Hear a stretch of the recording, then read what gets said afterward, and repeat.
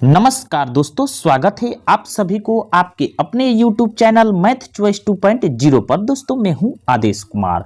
दोस्तों आज हम आप लोगों के बीच क्लास 10th के फिजिक्स के एग्जेक्टिव क्वेश्चन लेकर आए हैं जो 2026 के बोर्ड के एग्जाम के दृष्टि से बहुत महत्वपूर्ण है। तो बने रहेगा इस वीडियो में लास्ट तक। हाँ, अगर अभी तक इस वीडियो को लाइक नहीं किए हैं तो लाइक कर दीजिए और चैनल को भी सब्सक्राइब कर दीजिएगा ताकि जब भी मैं सुबह में वीडियो डालूं तो सबसे पहले नोटिफिकेशन आप तक पहुंचे। तो चलिए बढ़ते हैं बिना टाइम गंवाए हुए प्रश्न की तरफ। पहला प्रश्न दोस्तों दिया है कि वेग की एसआई इकाई क्या है, यानी हमसे पूछा है कि वेग का एसआई मात्रक क्या है। ठीक है ना दोस्तों। ऑप्शन चार्ट दिया है। ऑप्शन ए दिया है मीटर, बी दिया है मीटर प्रति सेकेंड, सी दिया है किलोमीटर प्रति घंटा और डी दिया है सेंटीमीटर प्रति सेकेंड। तो इस प्रश्न का जो राइट आंसर होगा ऑप्शन बी होगा, मीटर प्रति सेकेंड। तो अब चलिए दूसरा प्रश्न को देखते हैं। दूसरा प्रश्न दोस्तों दिया है कि त्वरण का अर्थ क्या है, यानी हमसे पूछा है कि त्वरण का अर्थ क्या है। ऑप्शन चार्ट दिया है। ऑप्शन ए दिया है दूरी, बी दिया है चाल, सी दिया है वेग में परिवर्तन और डी दिया है समय। तो दोस्तों हम लोग जानते हैं कि वेग में परिवर्तन की दर को क्या कहते हैं, त्वरण कहते हैं। तो इस प्रश्न का जो राइट आंसर होगा ऑप्शन सी होगा।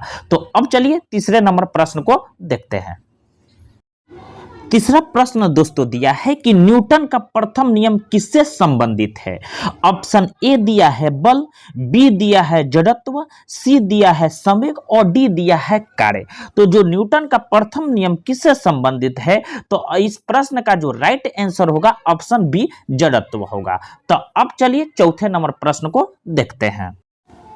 चौथा प्रश्न दोस्तों दिया है कि बल की एसआई इकाई क्या है, यानी हमसे पूछा है कि बल का एसआई मात्रक क्या है। ठीक है ना दोस्तों।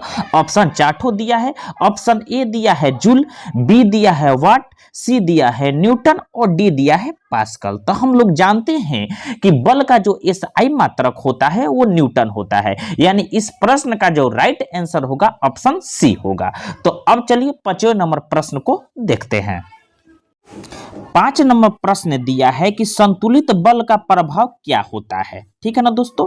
ऑप्शन ए दिया है वस्तु रुक जाती है, बी दिया है गति बदल जाती है, सी दिया है गति की अवस्था नहीं बदलती है और डी दिया है वस्तु टूट जाती है। तो इस प्रश्न का जो राइट आंसर होगा ऑप्शन सी होगा, गति की अवस्था नहीं बदलती है। तो अब चलिए छठा नंबर प्रश्न को देखते हैं।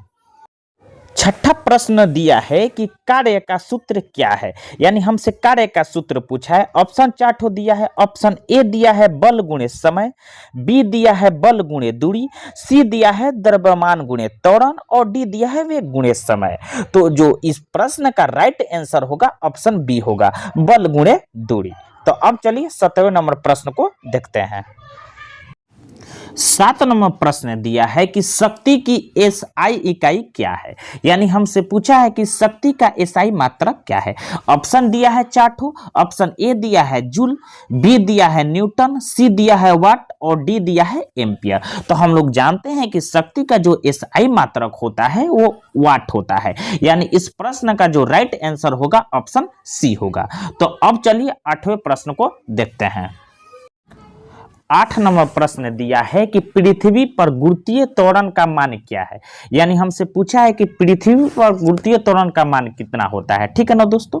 ऑप्शन चार्ट दिया है। ऑप्शन ए दिया है 8.9 मीटर प्रति सेकंड स्क्वायर, बी दिया है 9.8 मीटर प्रति सेकंड स्क्वायर, सी दिया है 10 मीटर प्रति सेकंड स्क्वायर और डी दिया है 9 मीटर प्रति सेकंड स्क्वायर। तो जो इस प्रश्न का राइट आंसर होगा ऑप्शन बी होगा, 9.8 मीटर प्रति सेकंड स्क्वायर होता है। तो अब चलिए 9वें नंबर प्रश्न को देखते हैं। 9वां प्रश्न दोस्तों दिया है कि स्थितिज ऊर्जा का सूत्र क्या है। ठीक है ना दोस्तों। स्थितिज ऊर्जा का सूत्र हमसे पूछा है। ऑप्शन ए दिया है mv², बी दिया है mgh, सी दिया है fd और डी दिया है ma। तो जो इस प्रश्न का राइट आंसर होगा ऑप्शन बी होगा mgh, जहां m बराबर होता है वस्तु का द्रव्यमान, g बराबर होता है गुरुत्वीय त्वरण और h बराबर होता है जमीन से ऊंचाई। तो अब चलिए 10वें नंबर प्रश्न को देखते हैं। 10वां प्रश्न दिया है कि गतिज ऊर्जा किस पर निर्भर करती है। यानी हमसे पूछा है कि गतिज ऊर्जा किस पर निर्भर करती है। ऑप्शन 4 ठो दिया है। ऑप्शन ए दिया है केवल द्रव्यमान पर, बी दिया है केवल वेग पर, सी दिया है द्रव्यमान और वेग दोनों पर, और डी दिया है केवल दूरी पर। तो जो इस प्रश्न का राइट आंसर होगा ऑप्शन सी होगा, द्रव्यमान और वेग दोनों पर होता है। ठीक है ना दोस्तों। तो अब चलिए 11 नंबर प्रश्न को देखते हैं। 11 नंबर प्रश्न दिया है कि लेंस की शक्ति किसमें मापी जाती है। यानी ऑप्शन ए दिया है मीटर, बी दिया है डायोप्टर, सी दिया है जूल और डी दिया है वाट। तो लेंस की जो शक्ति मापी जाती है वो डायोप्टर में मापी जाती है। यानी इस प्रश्न का जो राइट आंसर होगा ऑप्शन बी होगा। तो अब चलिए 12 नंबर प्रश्न को देखते हैं। 12 नंबर प्रश्न दोस्तों दिया है कि उत्तल लेंस कैसा होता है। ठीक है ना दोस्तों। ऑप्शन 4 ठो दिया है। ऑप्शन ए दिया है अपसारी होता है, बी दिया है अभिसारी है, कि सी दिया है समतल और डी दिया है परावर्तक। ठीक है ना दोस्तों। तो ये चारों ऑप्शन में से जो इस प्रश्न का राइट आंसर होगा ऑप्शन बी होगा, अभिसारी। ठीक है ना दोस्तों। तो अब चलिए 13 नंबर प्रश्न को देखते हैं। 13 नंबर प्रश्न दोस्तों दिया है कि विद्युत धारा की एसआई इकाई क्या है। यानी हमसे पूछा है कि विद्युत धारा का एसआई मात्रक क्या है। ऑप्शन 4 ठो दिया है। ऑप्शन ए दिया है वोल्ट, बी दिया है ओम, सी दिया है एम्पियर और डी दिया है वाट। तो हम लोग जानते हैं कि विद्युत धारा के जो एसआई मात्रक होता है एम्पियर होता है। यानी इस प्रश्न का जो राइट आंसर होगा ऑप्शन सी होगा। तो अब चलिए 14 नंबर प्रश्न को देखते हैं। 14 नंबर प्रश्न दोस्तों अब दिया है कि वोल्टेज मापने के लिए किस यंत्र का प्रयोग किया जाता है। यानी हमसे पूछा है कि वोल्टेज मापने के लिए किस यंत्र का प्रयोग किया जाता है। ऑप्शन 4 ठो दे दिया है। ऑप्शन ए दिया है एमीटर, बी दिया है गैल्वानोमीटर, सी दिया है वोल्टमीटर और डी दिया है थर्मामीटर। तो जो वोल्टेज मापने के लिए यंत्र का प्रयोग किया जाता है वो वोल्टमीटर का प्रयोग किया जाता है। यानी इस प्रश्न का जो राइट आंसर होगा ऑप्शन सी होगा। तो अब चलिए 15 नंबर प्रश्न को देखते हैं। अब 15 नंबर प्रश्न दिया है कि प्रतिरोध की एसआई इकाई क्या है। यानी हमसे पूछा है कि प्रतिरोध की एसआई मात्रक क्या है। ठीक है ना दोस्तों। तो ऑप्शन ए दिया है वोल्ट, बी दिया है एम्पियर, सी दिया है ओम और डी दिया है वाट। तो हम लोग जानते हैं कि प्रतिरोध का जो एसआई मात्रक होता है वो ओम होता है। यानी इस प्रश्न का जो राइट आंसर होगा ऑप्शन सी होगा। तो अब चलिए 16 नंबर प्रश्न को देखते हैं।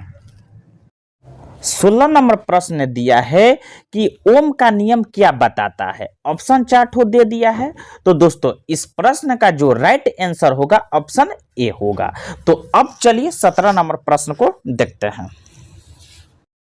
17 नंबर प्रश्न दोस्तों दिया है कि चुंबकीय क्षेत्र की दिशा ज्ञात करने के लिए कौन सा नियम प्रयोग होता है। ऑप्शन दिया है ए फ्लेमिंग का बायां हाथ नियम, बी दिया है फ्लेमिंग का दायां हाथ नियम, सी दिया है दायां हाथ अंगूठा नियम और डी दिया है मैक्सवेल नियम। ये चारों ऑप्शन में से हमें चुनना है। ठीक है ना दोस्तों। तो देखिए इस प्रश्न का जो राइट आंसर होगा ऑप्शन सी होगा, दायां हाथ अंगूठा नियम का प्रयोग होता है चुंबकीय क्षेत्र की दिशा ज्ञात करने के लिए। तो अब चलिए 18 नंबर प्रश्न को देखते हैं।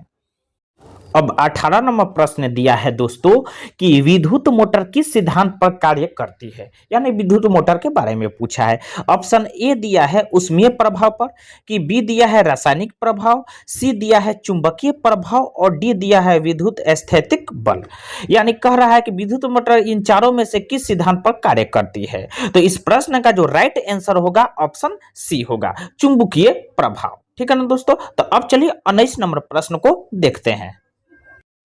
19 नंबर प्रश्न दिया है कि ट्रांसफार्मर का उपयोग किस लिए किया जाता है। ऑप्शन 4 ठो दिया है। ऑप्शन ए दिया है धारा बढ़ाने के लिए, बी दिया है वोल्टेज बढ़ाने या घटाने के लिए, सी दिया है प्रतिरोध कम करने के लिए, डी दिया है ऊर्जा नष्ट करने के लिए। तो जो इस प्रश्न का राइट आंसर होगा ऑप्शन बी होगा, वोल्टेज बढ़ाने या घटाने के लिए क्या किया जाता है, तो ट्रांसफार्मर का उपयोग किया जाता है। तो अब चलिए 20 नंबर प्रश्न को देखते हैं।